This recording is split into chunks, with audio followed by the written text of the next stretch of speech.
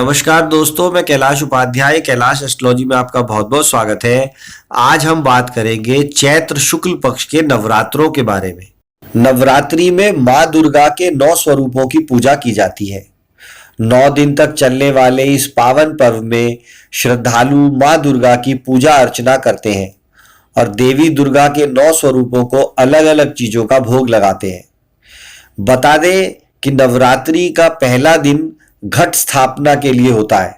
शास्त्रों के अनुसार नवरात्रि का पहला दिन बहुत महत्व रखता है। इस दिन घट स्थापना यानी कलश स्थापना करने का विशेष महत्व है। पौराणिक कथाओं के अनुसार कलश को भगवान विष्णु का स्वरूप माना जाता है, इसलिए नवरात्रि के दिन देवी दुर्गा की पूजा से पहले कलश की स्थापना एवं पूजा की जाती है।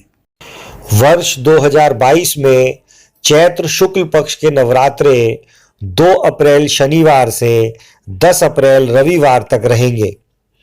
9 अप्रैल को श्री दुर्गा अष्टमी के पूजन के बाद 10 अप्रैल को श्री राम नवमी की पूजा के साथ ही नवरात्र संपन्न होंगे। 2 अप्रैल को कलश स्थापना का शुभ मुहूर्त सुबह 6:10 से सुबह 8:29 तक रहेगा।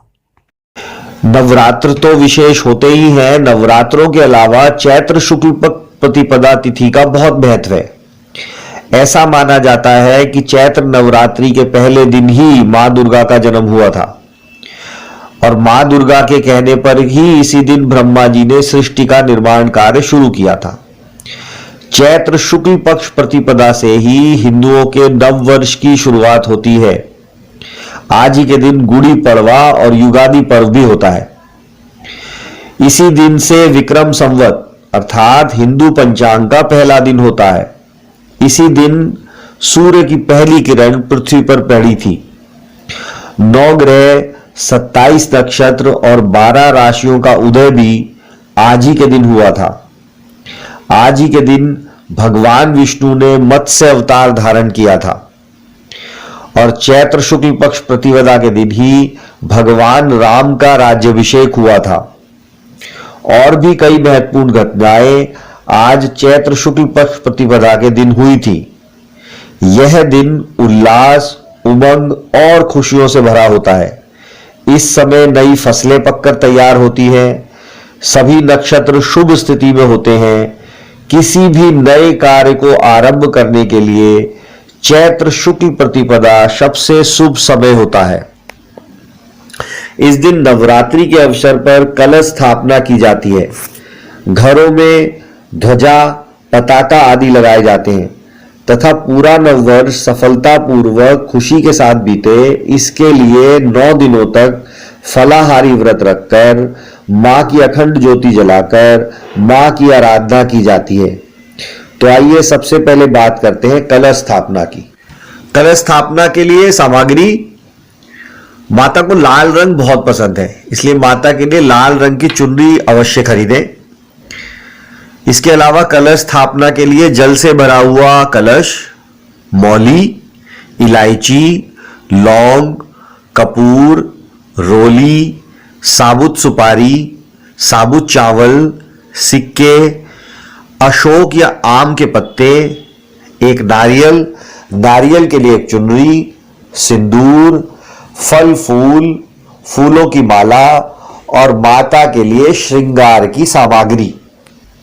सबसे पहले स्नान करें। स्नान करने के बाद अपने घर के दरवाजों में, विशेष करके मुख्य द्वार में आम के पत्तों का बंधनवार लगाएं। घर के मंदिर की अच्छे से साफ सफाई करें।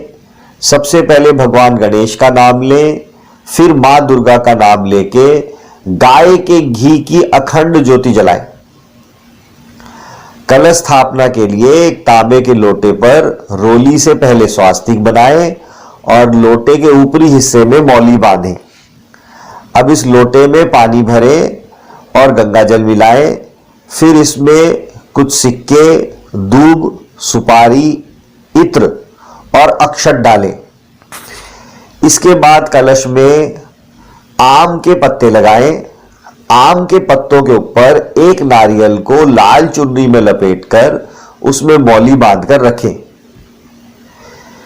अब इस कलश के नीचे एक अष्टदल कमल की आकृति बनाएं। यह अष्टदल कमल की आकृति आप हल्दी से बनाइए। हल्दी से बनाने के बाद इस अष्टदल कमल की आकृति पे आप अक्षत रखिए और इस अष्टदल कमल की आकृति के ऊपर कलश को स्थापित कीजिए।